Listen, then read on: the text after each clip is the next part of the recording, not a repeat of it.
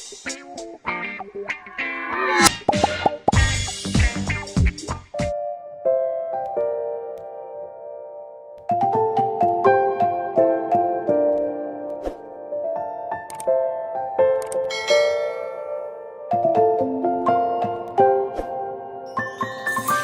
many places still undiscovered, but you're stuck in a blast of yesteryear. Forget all the problems just for the moment. That is the kind of story you should see.